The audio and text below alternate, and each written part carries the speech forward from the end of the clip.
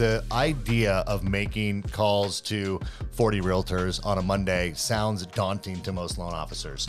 And the things that you ask them to talk about on those calls require a little bit of preparation. But as you can see here, is that by doing a little bit of the preparation up front, and look, you could go to ChatGPT and probably say, I want to do a 4-part series for real estate agents. I want to focus on these areas.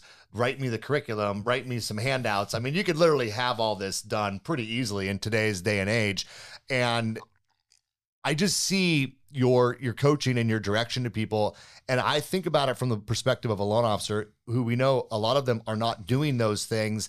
And it's like, I want to break it down with your help to be like, it's not that difficult to do if you do the preliminary steps that set up those phone calls. I mean, how much easier is it to make a phone call to a real estate agent when you know that I'm going to be offering them an invite to an event that's going to be totally cool. They're going to get a meal. Yeah. Like not that they all say yes, but it's sure a lot easier call than, oh, hey, I'm Dan, I'm your local lender. Yeah. I want to do business with you. I mean, that's an awkward call. And I understand why loan officers don't always want to make that call, but you're making it easier to make those calls. And then by doing so, you're getting way more calls into the real estate community than most loan officers are.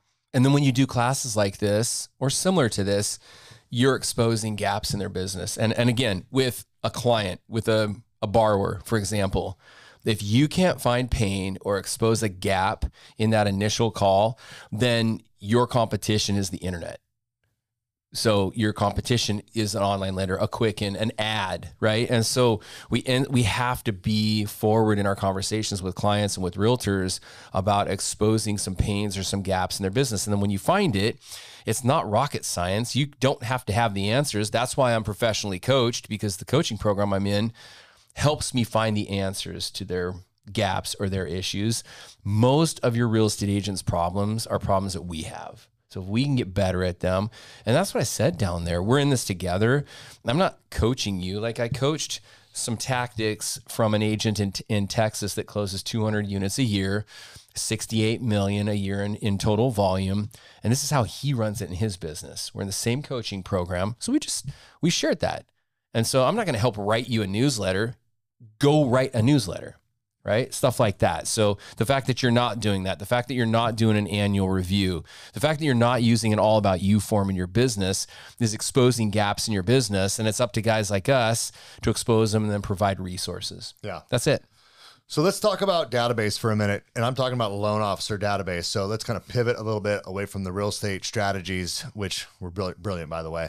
I hope everyone got some takeaways from that. And I would challenge everyone to do what Dan just did. Before the end of the year, set up I love that. A 4-part training series. Make the last one really focused on goal setting and business planning for 2026, which is going to give you an opportunity to follow up with them about the goals that you set together while they were in the room. And anyway, that would be a great way to end this year strong. But let's talk about database, because one of the things that we've been talking about on this podcast, Dan, and I believe that you're doing this, is we all know that interest rates are, they've come down. First of all, let's just admit they have improved from where they were. There's no question about that.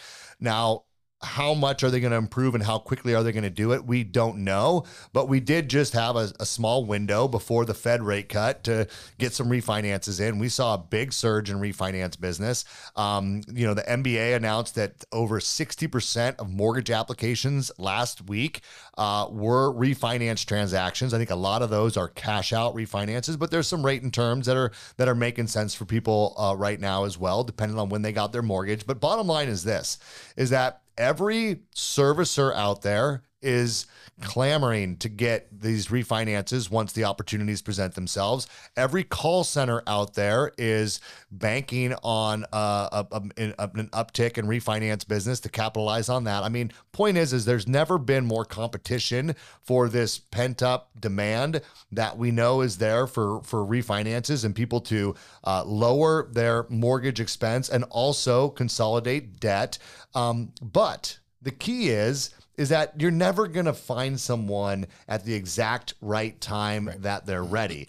But what you can do is you can plant seeds with them all along the way and let them know, look, you're going to have your servicer reach out to you. You're going to have somebody, reach out to you about interest rates. And I want to make sure that I'm the person you come to first, because I've already looked at your situation and I'm prepared to help you.